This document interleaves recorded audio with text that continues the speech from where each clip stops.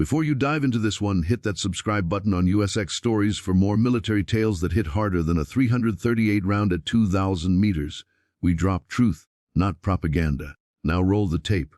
The parade deck at Forward Operating Base Sentinel shimmered under a merciless Afghan sun, the kind that turned the air into hot brass. Dust devils danced between the ranks while the smell of JP-8 and sun-baked canvas hung heavy. Master Chief Petty Officer Ana Sharma stood motionless in formation, a dark blue Navy working uniform surrounded by an ocean of army tan.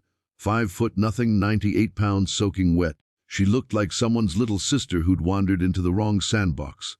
Most people made that mistake exactly once. Up on the days, 4-star General Marcus Thorne owned the microphone the way some men own a room, by volume and intimidation. His speech was red meat patriotism on repeat, blood, soil, American exceptionalism, the usual playlist. Ana didn't listen to the lyrics, she clocked the waveform, high amplitude, low content, easy to filter out. Then came the awards. Grinning grunts marched forward, shook the general's meaty hand, posed for the cameras. When they called her name, Ana moved like a scalpel. No wasted motion, no swagger. She snapped her salute and waited. Thorne glanced at the citation, frowned at the 5-foot woman in front of him, then decided to improvise for the press pool. Back in my day, he drawled, voice dripping with folksy contempt, support troops stayed in air, conditioned tents while real warriors bled outside the wire. A couple of his staff officers chuckled on cue. This operation was won by door kickers, by riflemen, by men who closed with the enemy.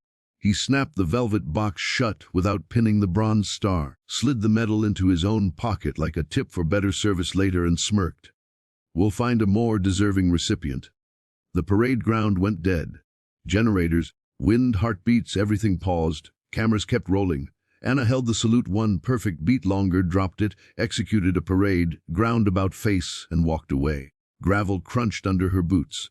That was the only sound in the world for 10 full seconds.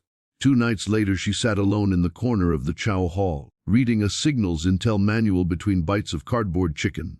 2 of Thorne's staff captains, Royce and Gable, smelling like entitlement and Axe body spray, decided to press the issue. Look, it's the almost awarded Master Chief, Royce announced loudly enough for half the hall to hear. Still mad about your participation trophy? Ana turned a page. Royce didn't like being ignored. He reached down and clamped a heavy hand on her shoulder. Hey, squids can't just. His sentence ended in a choked squeak. Ana flowed upward, caught his wrist, dropped her center of gravity, and turned his own momentum into a joint lock so clean it looked choreographed. Royce, 6'2", 210, found himself on his toes, arm cranked at an angle that made his eyes water.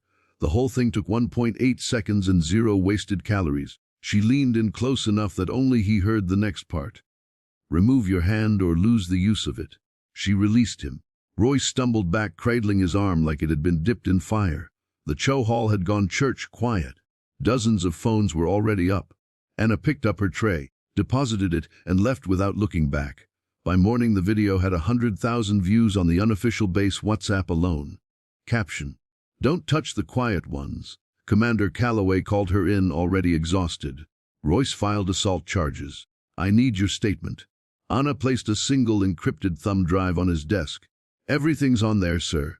Time-stamped footage from 3 angles, enhanced audio from 4 phones, witness list with ranks, frame-by-frame breakdown of who initiated contact. My statement is 3 sentences. Calloway stared at the drive like it might bite him. You built a whole court-martial defense package in 12 hours. 11 hours 43 minutes, sir. The package went up the chain faster than a tailbird. It landed in front of Admiral Charles Evans on the USS Ronald Reagan. 2 days later, everyone who mattered crammed into the carrier's high-tech briefing theater. Thorne sat red-faced while the Admiral played the chow hall video in glorious 4K. Then Evans turned to Ana. Master Chief, the citation for your Bronze Star is vague. In your own words, what exactly did you do on Operation Serpent's Coil? Ana took the holo controls. The display bloomed into a nightmare spiderweb of enemy comms, frequency, hopping encrypted, designed to hide in plain sight. Standard CGNT found nothing but noise. She said, voice calm as deep water. I wrote an algorithm that didn't hunt the message. It hunted the fingerprint of the radio itself. Microsecond drift in the oscillator caused by manufacturing imperfections. 48 hours later, I handed the assault force a single grid coordinate. They kicked in the right door on the first try. The ghost was in the basement.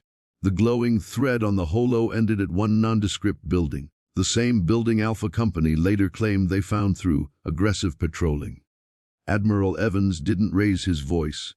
He didn't need to. General Thorne, your after-action report appears to be creative fiction. You also confiscated a decorated service member's award in front of rolling cameras. My report to the chairman will reflect that. Career over.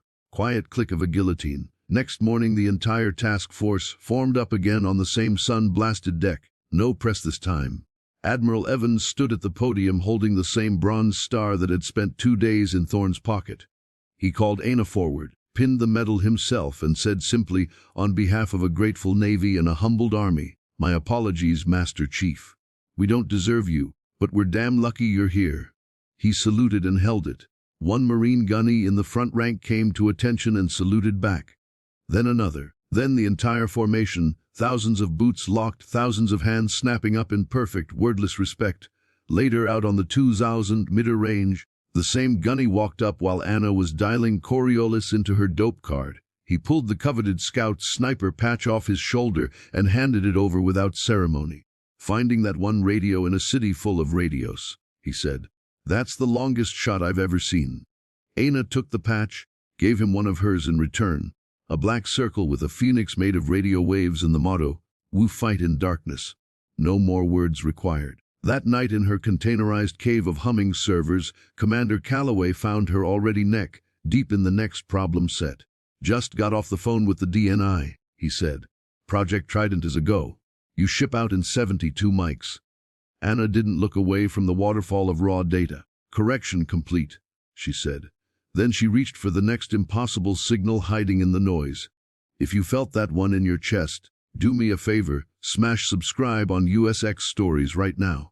More stories like Ana's are already in the pipeline, and you don't want to miss what's coming next."